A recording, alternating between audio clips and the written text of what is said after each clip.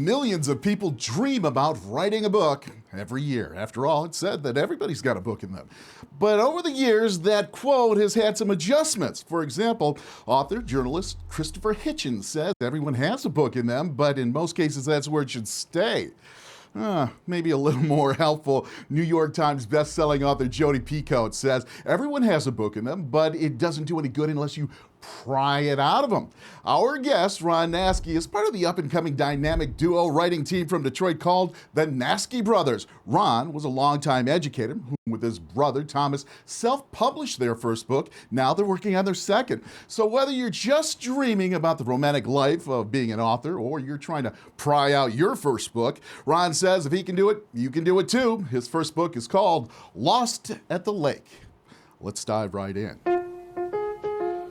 How you doing, Ron? Hey, good, Paul. Good to see you. Let me ask you this. Is the uphill battle you had giving me an education what made you quit teaching? Yeah. Well, I'll tell you, I taught creative writing too.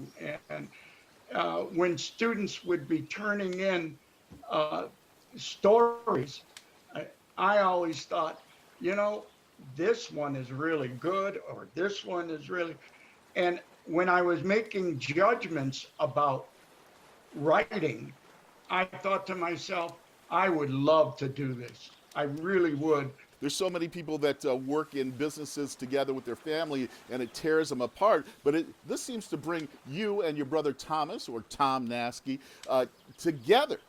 It did. It did.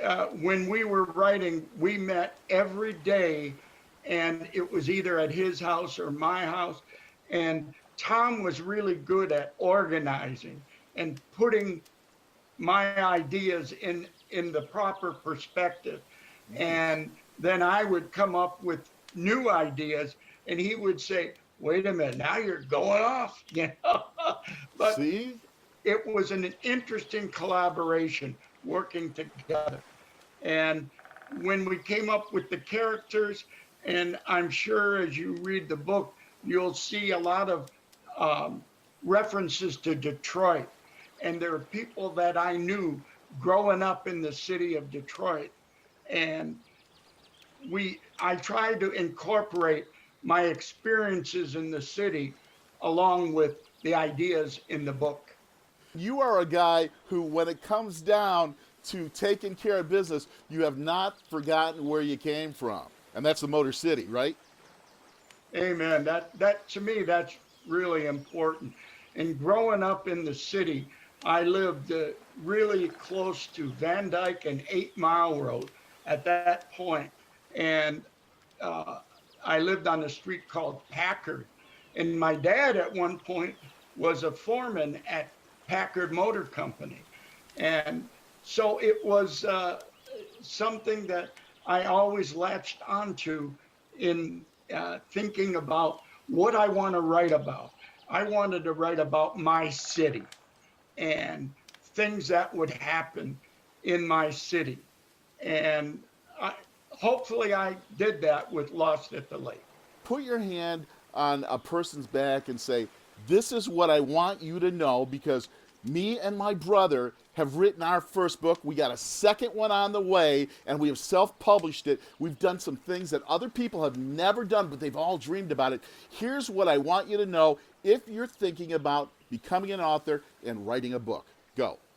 I would say, number one, write what you know. Don't try to write something that you have no experience with at all. Now, that doesn't mean you have had to experience it, but then you need to do a lot of research.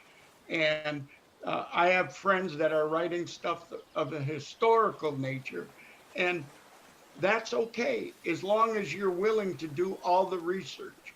But I would say to anyone who has an idea to write what you know and make it come to life. And is part of making it come to life self-publishing? Because it's pretty hard to get a major publishing house or any publishing house to pick up on a first-time author, right? Oh, Tom and I worked for 2 years contacting major publishing companies, and we were beating our head against the wall. And we went to book fairs and talked to agents, and we actually had an agent for a short time in the beginning of our collaboration. But the agent, because we didn't have a name yet, the agent wasn't pushing our book. And that was a problem. And we said, let's do this ourselves. So in your book, the hero is part fixer, part human lie detector, and part mental health worker with a heart of gold. What's the story? He actually had a patient who ended up killing himself because he couldn't get enough money to keep going to the psychology. And this affected Jack so much that he decided he wanted to get away from the healthcare industry and help people by himself. And he, you'll see in the book in the beginning when he becomes friendly with an owner of a pub, and they sit and play chess, and they allow people who have problems to come up to Jack and ask him for help. And he helps them for free. And this goes all the way from the Badlands of Detroit, the underground of Detroit, the casinos of Detroit, all the way to Lake Tahoe. Lake Tahoe, yep. We're going to play a game real quick here. Okay. Okay, a guy from the Motor City, okay? And you mentioned the casinos from Motor City in your book. And I'm going to have you name 2 casinos and 1 auto company that are in Detroit. And if you can do that in 5 seconds or less, sir, I'll give you a free plug. How about that? Motor City Casino and Greektown, or the MGM Grand. What? You're trying to get extra points just like in school, huh? What about you didn't tell me, did I say 1 auto manufacturer? Did I say that? Oh, yeah, well, I would say, let's say Packard. Oh, listen Which to doesn't this. exist anymore. You went old school on it. All right. So where can they go to find out more about the Naski Bros and buy your book? You can either go to Amazon.com or NaskiBros.com.